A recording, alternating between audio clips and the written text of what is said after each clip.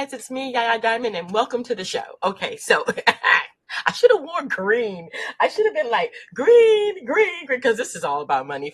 Finances. Who needs some? Me, right here. I need more finances.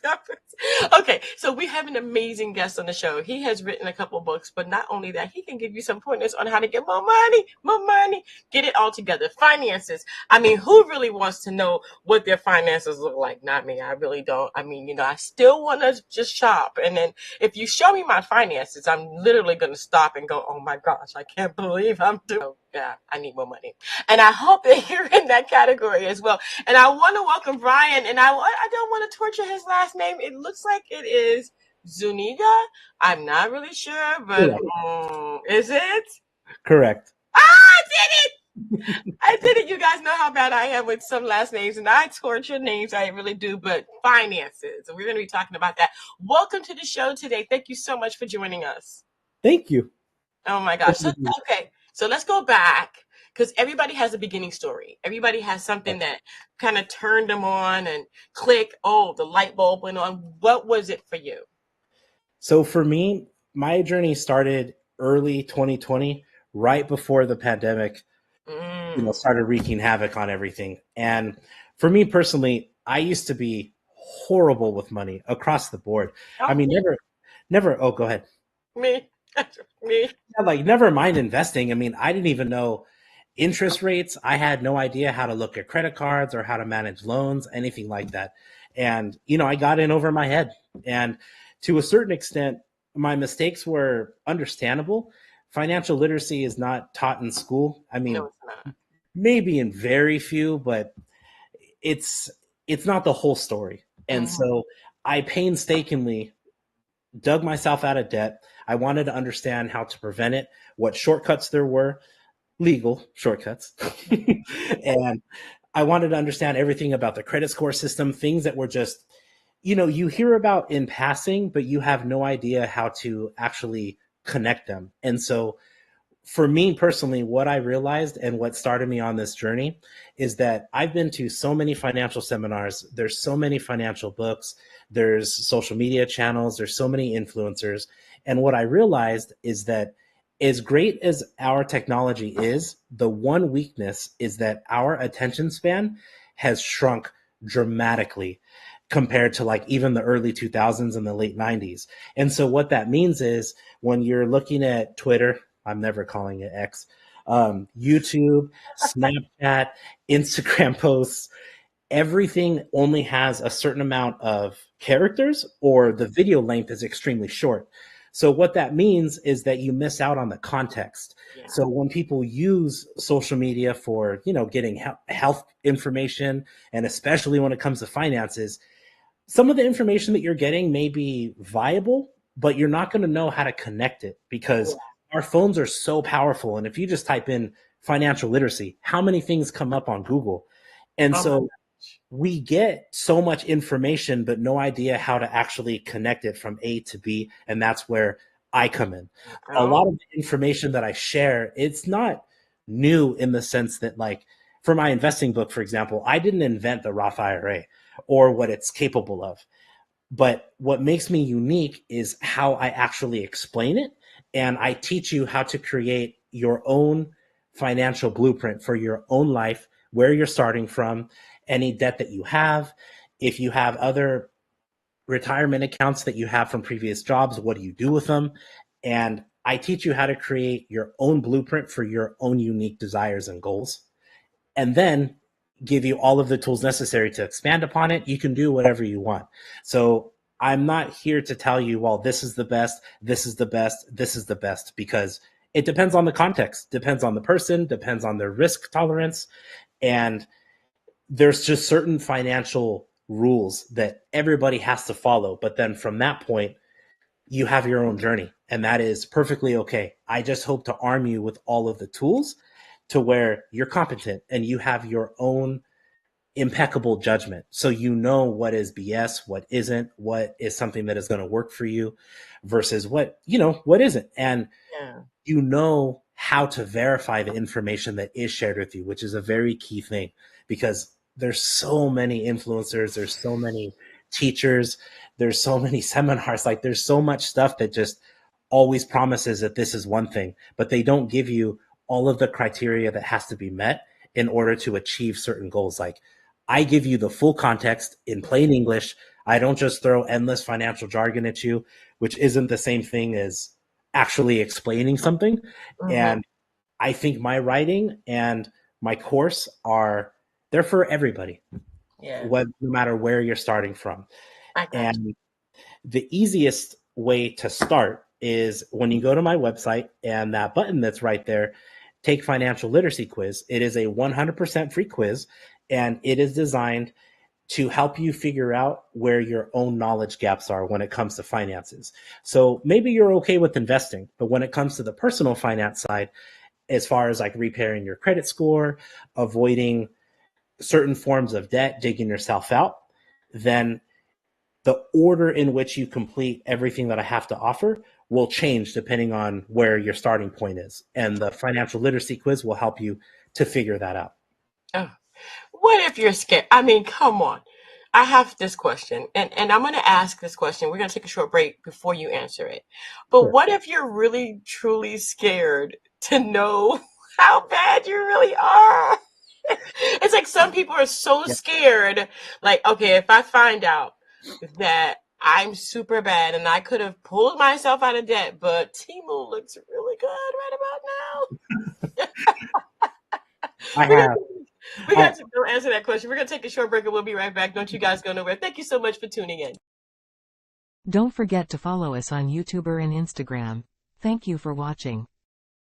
Now I am just I'm just, you know how it goes. It's like, okay, so some people are just super scared to find out, and it's difficult to change habits. Did you write about that in the book? What was your way of kind of pulling yourself out of that? so I created what I call the triangle of financial success. It's a Mm. little cheesy of a name, I know, It's okay. but it gets the point across. So Exactly. for me, there are three main aspects to overall financial health. Mm. There is the foundational financial literacy, which is like, managing debt, knowing what interest rates are, and all of the above, the credit score system. And then there's the investing side. And then there is the often overlooked part, which honestly probably has the biggest influence on your success, and not just with finances, but with everything else in your life too. And Mm. that is your emotions and beliefs. Oh, emotions.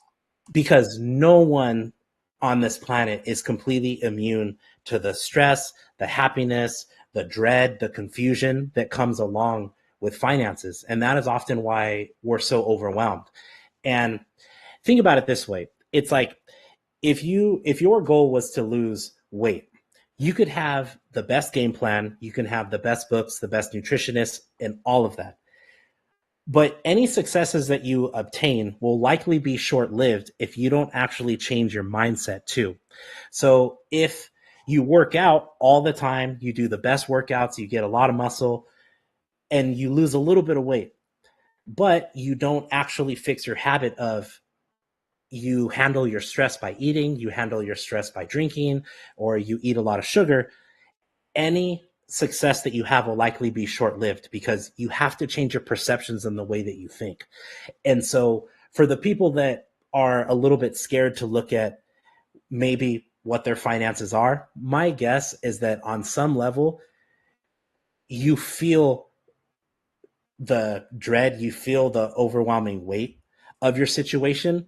But I promise you that when you actually take the guesswork out of it and you calculate how bad or great of a situation that you're in, the amount of stress will actually go down dramatically, because a lot of the dread is due to the fact that we don't know what's on the other side of the door. But when you open it, okay, it is what it is now. And you have to figure out where to go. And that's exactly what my course and my books as a whole will teach you. It focuses on the emotions and beliefs.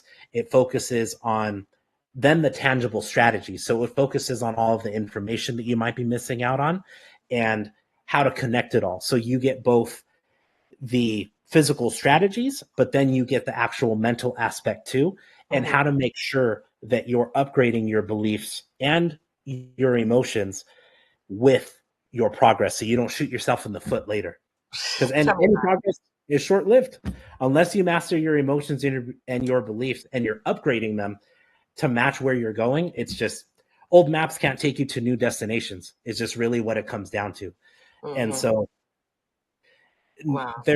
there will always be an emotional and mental aspect to money, because it is like, I mean, why do a lot of us want to obtain it so much, right? Because we think it's going to fix a lot of our problems, and then sometimes, like, what I've noticed really trips people up is actually the more spiritual or the more religious they are, they tend to shoot themselves in the foot, because they think, well, the more spiritual I am, how does it make sense that, like, I want money and have the desire to obtain it, right? Like, because it's so materialistic. And at the same time, for a lot of us who were religious, regardless of the religion, the rich guy is always a bad guy, right? And so subconsciously we put limits on ourselves because we think, okay, I want to be able to be comfortable, but you're never going to thrive, because too much money is a bad thing, but not having enough of it is also bad.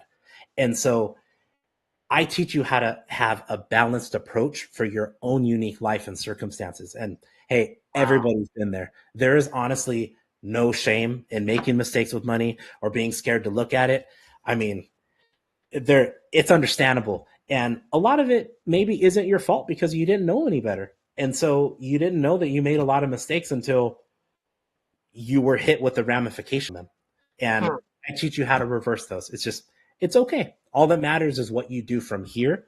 And there's no mistakes ever. There's only lessons. And as long as you learn the lesson, you will move forward. Even 2 years from now, the amount of progress you can make when you just make baby steps, do what you can, and at your own pace, which is okay. Don't compare yourself to anybody else. This is your own unique journey, and you can do it. Oh my gosh. Wow. Thank you so much. I'm looking at your website as you're talking, and I'm looking at everything that you have. You have your books, Brian's books, The Modern Savior, your Modern Savior, The Modern Saver, and The Modern Investor are available now. Tell me, why are they different? What's the difference between a saver and an investor? Okay, so we've all heard the stories, right, of how, go to school, get a good job, save as much money as you can, and you'll be all right. And that is extremely difficult to do in today's circumstances. And previous generations had the luxury of not having so many companies that are able to control things in their favor. So, for example, when it comes to real estate and owning a home is something that is just embedded into the American dream. And it is, even now, despite the circumstances and how expensive homes are, everybody has a desire to own property in some regard, right? And versus today compared to previous generations had the luxury of not having companies like Low or Redfin that buy up all the homes that are available before the average person even gets an opportunity to. And so with the modern saver and then the modern investor, I wanted to modernize the information that I am teaching and providing to match what we deal with today. And so for the modern saver, for example, even 30 years ago, you used to be able just to put money in the bank and your money would grow steadily because the interest rates were about 8 to 12%, I would say. And they're ticking up a little bit, but mostly with online banks. So before, you would maybe go to Wells Fargo, you would put even $200 a month, but it would be attached to an 8 or 12% interest rate. So over time, your money's growing by just keeping it there. But today, with traditional banks, good interest rates are almost non-existent. And so I modernize the information and explain that Capital One, American Express, they all have online banks that offer interest rates of 4% or higher. And so the information just needed to be updated. It's not that it was completely inaccurate. It's just the tools that we have now, like the challenges that we have now, are unique to this generation and to our current times. And so even companies like Affirm and AFDenmo, I explain how they fit into our lives now because, they didn't exist even 20 years ago.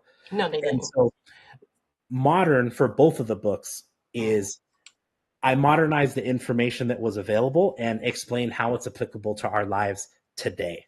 Yeah, that is awesome. That is awesome. I am a modern investor. Cool. Because I like investing. I like taking money and making more money with the money. No, exactly.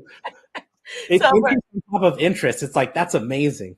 yeah, I mean, I'm not a saver. I can't save anything. Like, literally speaking, I don't know what it is. I cannot save anything. But if you put it in an investment account, I'm like, ooh, what can I buy?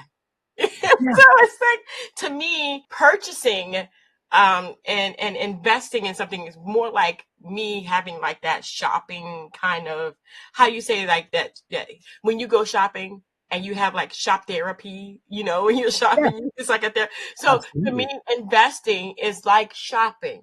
It gives me that thing, but also I'm looking at my investments and I'm going, wow, I made like a few $100s with that. They put some more Yeah. money in there. Oh yeah.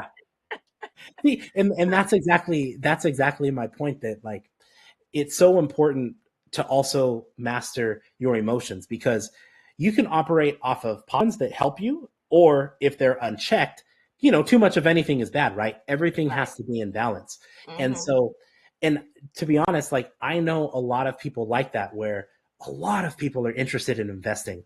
But when it comes to the foundational financial literacy, the importance of it often gets overlooked. And an example that I have in my book, The Modern Saver, is we've all been in a situation where we get a raise, like maybe we win money off of a scratcher, like we get a bonus from work, or we sell some of our possessions and we get, a small windfall of money. And sometimes it's a lot, right?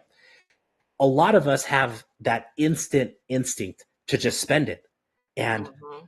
why, right? If you don't check that emotion, that money can easily be gone or you'll go negative. Yeah. And the during the onset of the pandemic, right, we got some of the stimulus checks, one from Biden and then I believe one from Trump too. And people went out and bought cars, even though they are an expensive commodity, right? Cars are super expensive now. But in people's minds, they made a lot more money, and their natural instinct was to just spend it right away. Instead of actually calculating where that money actually fit into their budget, Hmm. they thought to themselves, well, I made more money and I make more money, which is actually No, not true. They no, just it's thought, not. I'm going to make it back right away. And Mm. that is a fatal flaw. And people do that when it comes to their raises, when it comes to their bonuses. They just think I can spend more because I make more now. Mm. And, it's not to discourage anybody. Getting a raise or any type of extra income source is very beautiful. It is fun. Having extra money is like, there's no better feeling than that. No. But in order for it to be an advantage for you, you have to know and actually calculate where it's going to go to. You can't just like blindly just spend money thinking you're going to instantly get it back. You have to actually calculate what impact it's going to have. Okay, if you get an extra $2,000, save 500 of it and then splurge on the 1,500 if you want to, but like know where it's going instead of just wondering later like, "Oh my god, where did it go?" Like, Exactly. Yeah. right? I mean, phew. That Or sucks. have an automatic saving. So every month, automatically for me, there's a specific amount of money, no matter what, and I Yeah. never touch it. It always goes straight into my investment account, and then all of a sudden I get an alert like, "Hey, you got more money in your investment account to invest in. Yeah. What do you want to do?" And it's like, "Oh, shopping."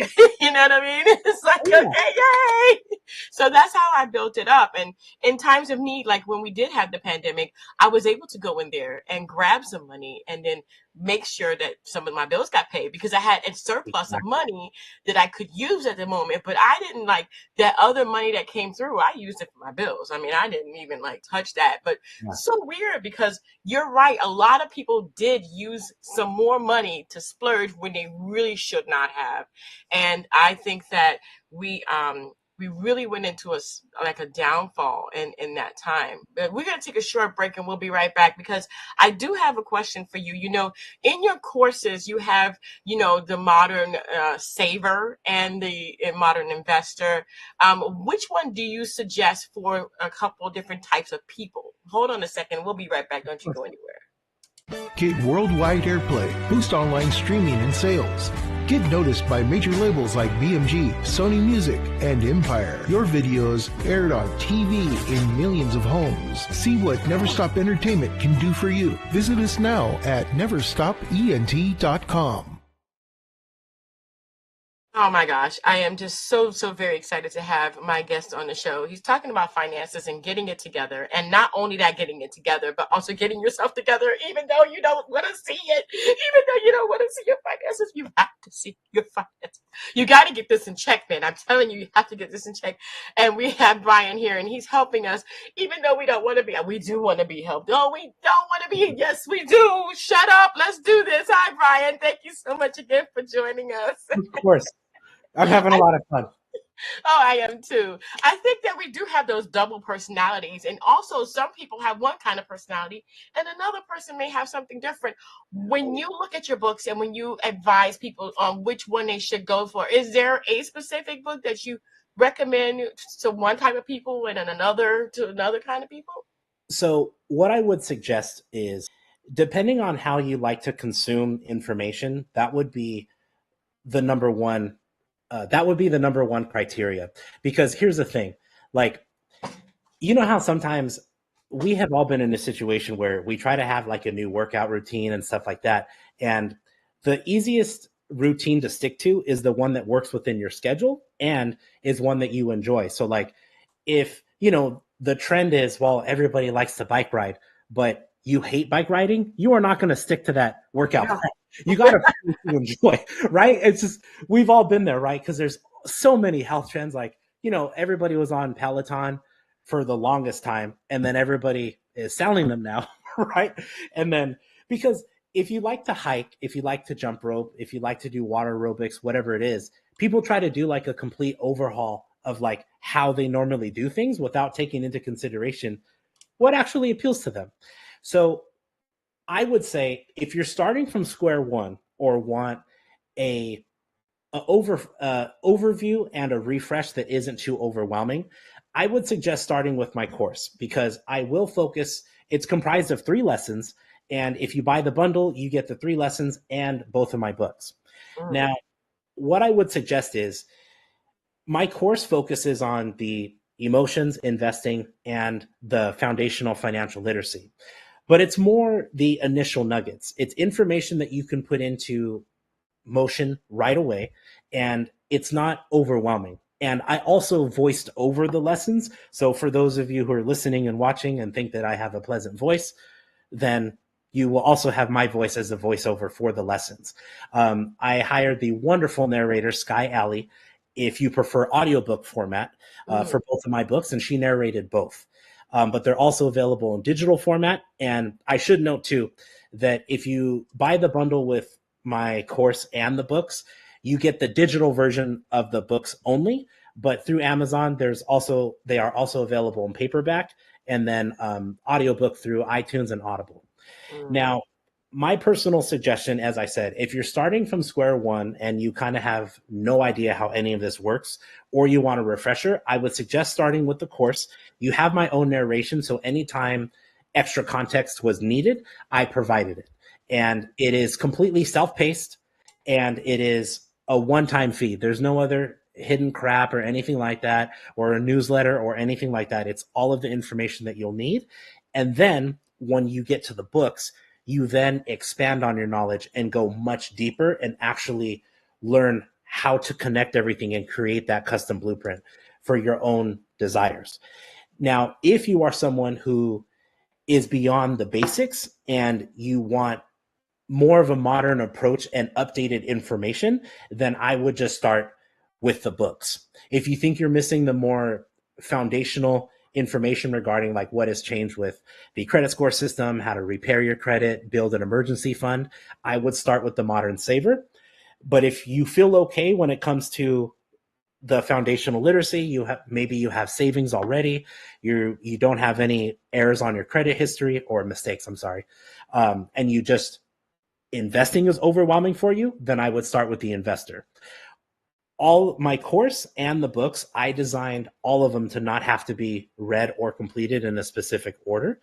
And as I mentioned too, my quiz can really help with that, because it'll help you learn where your own knowledge gaps are, and it'll recommend what order to do them in. That is so good. That is so good. And I appreciate you coming on the show and telling us about these, because it is overwhelming. It's like, okay, so where do I begin? I've never ever done anything like this, and repairing my credit is like overwhelming to begin with, because like you said, you haven't been taught how to do this, and can you do this? Some Yeah. don't even know that they can. You know what I mean? They don't even know that they can get out of, and get from under. They think that they're always going to be under. Yeah. And so that is amazing. What kind of advice do you have for the people out there that are trying to get back over and get from under? So starting from Point zero, darling. Just nothing. okay. We got nothing. We So my advice is, what's most important is that you simply start, because again, without mastering the emotional and the mental aspect, a lot of us wait to take action, not just with finances, but just our health, like going back to school, getting the career that we always wanted, whatever it is. We all have our own goals and desires, and no one wants to fail. And no one wants to feel inadequate. Maybe you don't have the best people around you that motivate you, or you've had a business partner betray you, whatever it is. Like, we have all dealt with disappointment and pain in our lives. And it's normally that pain that holds us back, because we don't ever want to feel like that again. So without realizing, we often obsess with the little details. We obsess with like the best way to do something, the fastest way to do something, when in reality, what we're really searching for is the best method that just doesn't allow us to fail. So we don't feel inadequate or have to deal with something that we can't foresee. Mm-hmm. And what's most important is that you simply start. Right. As my great teacher, I love Tony Robbins. I love a lot of his teachings. And one of the things that he always said is, progress equals happiness, not the obtainment of your goal. Because simply knowing that you started, and whatever area of your life that you feel you're struggling in the most, once you just start moving and you start making progress, the amount of stress that comes off of your shoulders is unbelievable, because it's not as overwhelming. You know that you're making progress, rather than just keeping the door shut and just knowing it's something you have to work on. So I would say it's okay to feel overwhelmed. I have been there. So many people are there with you. But the instant you take even just the first step, you're miles ahead of everybody else who haven't started. It's just, nothing happens without action, and making sure that your thoughts, your beliefs, your emotions is in alignment with who you want to be and who you believe you truly are. Mm-hmm. And no matter where you go with all of your heart and your energy, and good things will happen. But you have to start. Don't obsess over the little details. Make adjustments along the way. Nothing is going to be perfect right away. It's just, that doesn't exist. Yeah. And although the results will not be instant, it will be much faster than you realize. I love that. I love it. I love it. Thank you so much, Brian, for being on the show. You guys, there is a QR code in the corner over there where you can go to the website. Also, the website will be in the description box below, and you guys can go ahead and take it on. Take that challenge. I mean, right there, if you look, it says take the financial literacy quiz. It's easy, it's free, and it'll get you started. I mean, it'll help you out. And Brian, thank you so much for being on the show. I mean, it is just an amazing thing that you've done this, and you've tackled this, and that you've lived this, and now you want to teach this. And I want to thank you so much for doing that. Thank you so much for having me. And I really hope that it makes a difference in people's lives. I hope so too, because we all need a difference. We definitely need a difference. I need a difference. Yes. And I hope you do too. Thank you guys so much for tuning in. Don't forget to dare to be different. But most of all, don't forget to go to the QR code in the corner or in the description box below. Copy and paste the website into your browser. click enter and it'll take you straight there. And then you can go ahead and take that quiz. And if you're watching on TV, go ahead and just click the QR code with your phone. That's what it's for, so that you can take that free quiz today and find out where you are so that you can be in a better financial stability tomorrow. You got it? Okay, let's do this. All right, guys. Brian, thank you. And thank you again so much. Don't forget to dare to be different. And until next time, guys, bye. Thank you. Bye.